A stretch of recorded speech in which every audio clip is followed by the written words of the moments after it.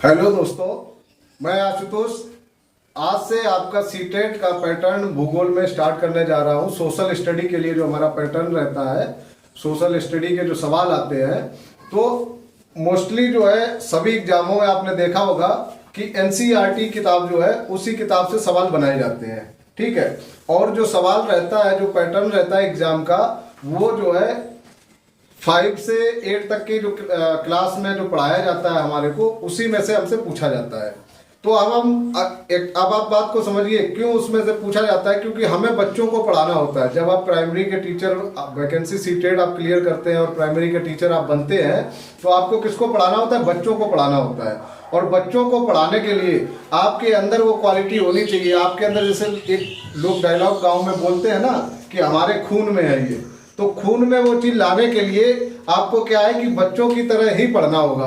अब बच्चों की तरह पढ़ने के लिए हम आपको आज बच्चों की तरह पढ़ाना स्टार्ट करते हैं। आप हमारी वीडियो को देखिए, ज्यादा से ज्यादा लोगों को शेयर कीजिए, जिससे कि जितने ज्यादा लोग देखेंगे बच्चों को क्या किस तरीके से पढ़ाया जाता है। उनको क्या है, कहानी के तौर पे चाहिए। अगर कहानी है उनको अच्छी लगेगी तो वो पढ़ेंगे, उसको इंटरेस्ट लेंगे, उसमें उनका चाव बढ़ेगा। ठीक है, और दोबारा आपकी क्लास लेने के लिए वो प्रेरित रहेंगे, उत्साहित रहेंगे। जब भी आपका नाम आएगा कि ये वाला क्लास या ये वाला टाइम जो है, ये वाला पीरियड जो है इन सर का है, तो क्या होगा कि वो लोग जो है इकट्ठे होकर चलो ये वाले सर का क्लास है, ये वाली क्लास नहीं छोड़नी, वो कहानी सुनाते हैं। ठीक है, हमें उनको कहानी जरूर सुनानी है, लेकिन कहानी सुनानी है उनके मतलब की, यानी कि पढ़ाई वाली। तो आज हम स्टार्ट करते हैं कहानी से। तो बात करेंगे हमारा सौर मंडल। तो सौर मंडल, ये सीटेट में इसमें से सवाल पूछे जाते हैं सौर मंडल से, तो आप ध्यान रखिए। आज हमारी पहली क्लास है, तो इस क्लास में हम थोड़ा स्टार्टिंग जो है बिल्कुल बेसिक से करेंगे, लेकिन फिर इसमें हम आपको डीप में भी ले जाएंगे। ठीक है, तो पहली क्लास है। तो सौर मंडल क्या है? हमारा जो सौर मंडल है, रात में जब हम छत या किसी खुले स्थान से आकाश की तरफ ओर देखते हैं, रात को आप छत पे जाके लेट गए, गर्मी का समय है, छत पे लेटे हुए खुले खुले आसमान के नीचे, तो आपको क्या है, वहां पे तारे, चंद्रमा, ये सब देखने को मिलते हैं। तो ये सब जब दिखाई, ये आकृतियां दिखाई देती है, इसी तरह बच्चे जब लेटते हैं तो उनको भी दिखाई देती है। तो उनके दिमाग में क्या चलता है? उनके दिमाग में चलता है कि ये सब क्या है। ठीक है, छोटा बच्चा है, उसके दिमाग में क्या आएगा? ये चमकने वाली चीज क्या है, ये ज्यादा चमक रही है, कम चमक रही है, क्या चीजें है। ठीक है, तो क्या होता है, ये सब क्या है, इन पे बच्चा सोचता है। ठीक है, वो पूछेगा या नहीं पूछेगा ये तो डिपेंड करता है, लेकिन बच्चे की मानसिकता पर। लेकिन क्या है कि वो सोचेगा जरूर, उसको जब उसको कोई नई चीज दिखाई देती है तो उसके बारे में वो सोचता है। ठीक है, तो अब क्या है कि इसमें जब देखते हैं हम पृथ्वी से आकाश में, आप देख रहे हैं बोर्ड पे आपको दिखाई दे रहा होगा, तो पृथ्वी से आकाश में दिखाई देने वाली ये सभी आकृतियां क्या कहलाती हैं? ये सभी आकृतियां आकाशीय पिंड कहलाती हैं, या इनको खगोलीय पिंड कहते हैं। जैसा आप देख रहे हैं यहाँ पर आपको दिख रहा होगा। ठीक है, तो ये सभी आकृतियां क्या कहलाती है? खगोलीय पिंड कहलाती हैं। और इनमें सूर्य, चंद्रमा, तारे आदि शामिल रहते हैं। तो आकाश में हमें रात में जो है, जब हम खुली हवा में छत पे लेटे होते हैं या खुले में लेटे होते हैं, तो ये सारी चीजें जो दिखाई देती हैं, चंद्रमा, तारे, सूर्य तो रात में नहीं दिखाई देगा, सूर्य दिन में दिखाई देता है, लेकिन ये सब क्या है? ये सब खगोलीय पिंड है। ठीक है, ये सारे के सारे खगोलीय पिंड है। अब एक विचार करने वाली बात है, विचार करने वाली बात ये है कि दिन के समय में तारे और चंद्रमा हमें क्यों नहीं दिखाई देते हैं? या फिर आपने नोट किया होगा कभी कभी दिन के समय में भी चंद्रमा हमें दिखाई देता है। ठीक है, तो कभी कभी प्रातः या शाम काल में चंद्रमा हल्के रंग का दिखाई देता है। इसका कारण क्या है? इसका कारण सिर्फ एक ही है कि ये जो सूर्य और चंद्रमा का प्रकाश तेज प्रकाश है। अगर चंद्रमा का प्रकाश तेज है, यानी पृथ्वी के नजदीक आ गया है और सूर्य पृथ्वी से दूर है, तो दिन में भी कभी कभी हमें जो है चंद्रमा दिखाई देता है। उस कंडीशन में रात को आकाश में टिमटिमाती हुई आकृतियों में तारे और अन्य आकाशीय पिंड शामिल हैं। तारे क्या है? गर्म गैसों से बने गोले हैं। सूर्य भी जो है गर्म गैस से बना हुआ गोला है। सूर्य में मोस्टली हीलियम पाई जाती है, ठीक है, हाइड्रोजन और हीलियम। तो क्या होता है, गैसों से बने गोले हैं, इनमें स्वयं द्वारा उत्पन्न प्रकाश एवं ऊष्मा होती है। हमारे आकाश में बहुत सारे, जिनकी गिनती नहीं, अनगिनत तारे हैं। ठीक है, बहुत सारे तारे हमसे इतने ज्यादा दूर हैं कि उन्हें हम दूरदर्शी के बिना, यानी टेलीस्कोप के बिना नहीं देख सकते। हमारा सूर्य भी एक तारा है जो पृथ्वी के सबसे निकट है। तो सवाल जो है, अभी इसमें आप नोट कीजिए कि अगर सवाल आता है कि पृथ्वी के सबसे निकट तारा कौन सा है, तो आपका जवाब होना चाहिए कि सूर्य पृथ्वी के सबसे निकट का तारा है। अब रात में जो आकाश में हमें तारों के समूह द्वारा बनाई गई विभिन्न आकृतियां दिखाई देती है, जैसा आप फोटो में देख रहे हैं, तो रात में जो है जो विभिन्न आकृतियां तारों द्वारा बनाई गई होती है, जो हमें दिखाई देती है, इनको हम कहते हैं नक्षत्र मंडल। ठीक है, इन्हीं को नक्षत्र मंडल कहा जाता है। खगोलविदों के अनुसार, खगोलविद मतलब जो इन पर अध्ययन करते हैं, ठीक है, उनके अनुसार आकाश में कुल 88 नक्षत्र मंडल हैं। आकाश में कितने नक्षत्र मंडल हैं? इस पे सवाल बन जाता है कि आकाश में कुल कितने नक्षत्र मंडल हैं। तो आकाश में कुल 88 नक्षत्र मंडल हैं। इनमें से आसानी से पहचाने जाने वाले कुछ प्रमुख नक्षत्र मंडल हैं, जिनके नाम मैं आपको यहाँ दिखा रहा हूं, आप देख लीजिए। Orion, Ursa Major, Canis Major, small beer.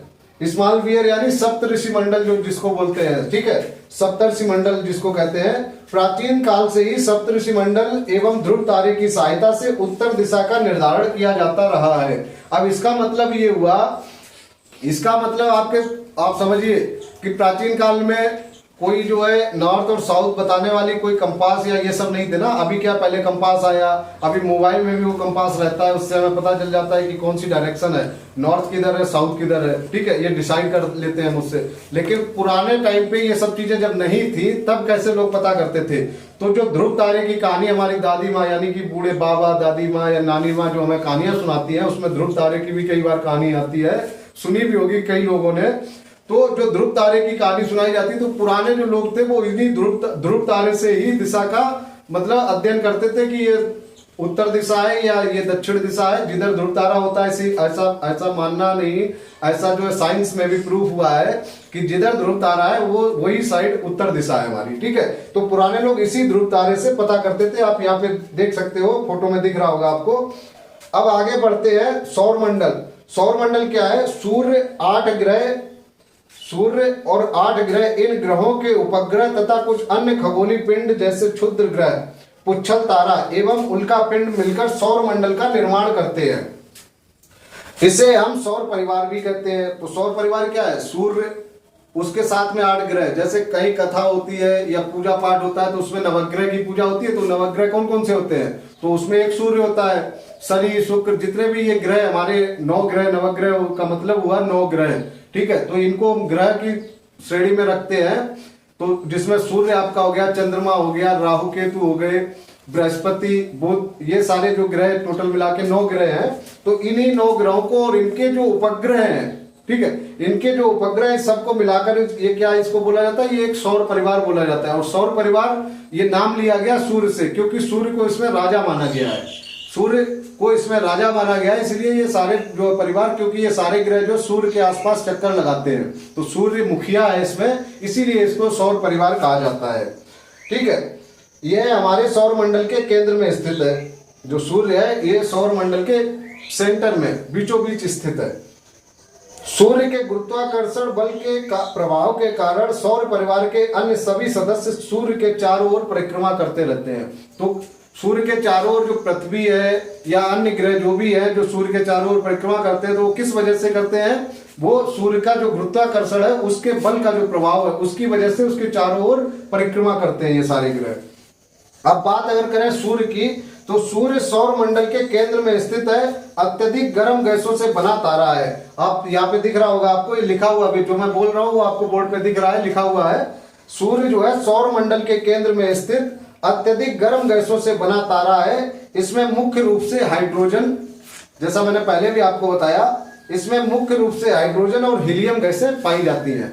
मैं आपको पहले भी ये चीज बता चुका हूं कि सूर्य में क्या है, हाइड्रोजन और हीलियम की अधिकता है, बहुत ज्यादा मात्रा में ये चीज पाई जाती है। ये बहुत बड़ा है, हमारी पृथ्वी जैसे लगभग 13 लाख गोले इसमें समा सकते हैं। अब आप समझिए कितना बड़ा ग्रह होगा। पृथ्वी भी, पूरा पृथ्वी आज तक किसी ने मेरे हिसाब से घूम नहीं पाया है, और जब पृथ्वी इतना बड़ा है तो आप समझिए उसमें 13 लाख गोले, यानी पृथ्वी जितने बड़े गोले 13 लाख अगर लगा दिए जाएं वो भी सूर्य के अंदर आ जाएंगे, तो सूर्य कितना बड़ा होगा, ठीक है। यह समूचे सौर मंडल को ऊष्मा एवं प्रकाश प्रदान करता है। हम सभी जानते हैं सूर्य हमें प्रकाश प्रदान करता है, और ऊष्मा क्या है? हीट, यानी कि गर्मी देता है ना। सर्दियों में भी आप देखते हो, सर्दियों में क्या होता है, हम लोग जो है धूप में खड़े हो जाते हैं, धूप निकली तो सारे लोग बाहर आ जाते हैं, धूप में खड़े हो जाते हैं, क्योंकि उससे हमें ऊष्मा मिलती है, गर्मी मिलती है। ठीक है, तो अभी बात करें समूचे सूर्यमंडल में ये प्रकाश प्रदान करता है। सूर्य हमारी पृथ्वी से लगभग 15 करोड़ किलोमीटर दूर स्थित है। तो पृथ्वी और सूर्य के बीच की दूरी भी पूछ ली जाती है। तो आपने देखा होगा कि हमारे पुराने जो तुलसीदास जी थे, जब ये चीज आज के वैज्ञानिकों ने ये चीज पता नहीं कर पाई थी, उससे पहले ही हमारे जो तुलसीदास जी ने हनुमान चालीसा कहा है उसमें उन्होंने बता रखा है ऑलरेडी कि सूर्य की और पृथ्वी के बीच की दूरी कितनी है। तो 7 योजन पर भानु उन्होंने बताया, ऐसा करके हनुमान चालीसा में बताया गया है। तो सूर्य की दूरी जो है लगभग 15 करोड़ किलोमीटर दूर स्थित है। 3 लाख किलोमीटर प्रति सेकंड की चाल से सूर्य का प्रकाश 8 मिनट 19 सेकंड में सूर्य से पृथ्वी तक पहुंचता है। तो समझने वाली बात या जो सवाल बनते हैं वो बनता है इस बात पे कि आपसे सवाल पूछा जाएगा सूर्य और पृथ्वी के बीच की दूरी क्या है। ठीक है, इसके बाद आपसे पूछा जाएगा कि सूर्य का जो प्रकाश है वो उसकी चाल क्या है, सूर्य के प्रकाश की चाल क्या है। तो सूर्य के प्रकाश की चाल है 3 लाख किलोमीटर प्रति सेकेंड। ठीक है, सूर्य के प्रकाश की चाल क्या है, 3 लाख किलोमीटर प्रति सेकेंड। इसके साथ साथ आपसे सवाल पूछा जा सकता है, इसमें सवाल बनता है कि सूर्य का प्रकाश पृथ्वी पर कितने मिनट या कितने सेकंड में पहुंचता है। तो सूर्य का प्रकाश पृथ्वी तक 8 मिनट 19 सेकंड में पहुंचता है। ठीक है, ये ध्यान रखने वाली बातें हैं। अब अगर हम थोड़ी बात करें तो जो ग्रह मैंने आपको 9 बताए थे, उन ग्रहों के नाम भी आप सुन लीजिए। बुध हो गया, शुक्र हो गया, पृथ्वी हो गई, मंगल हो गया, बृहस्पति हो गया, शनि हो गया, अरुण हो गया, वरुण हो गया। ठीक है, 8 ग्रह ये हो गए और जो मुख्य ग्रह है वो हो गया सूर्य। तो आपके हो गए टोटल 9 ग्रह। जो पूजा पाठ में नवग्रहों की पूजा, सब कोई भी पूजा, आपको भागवत करवाइए, आप सत्यनारायण की कथा करवाइए, अखंड पाठ करवाइए, कोई भी पूजा आप शुरू करते हैं तो सबसे पहले उसमें नवग्रहों की पूजा और उनकी स्थापना की जाती है।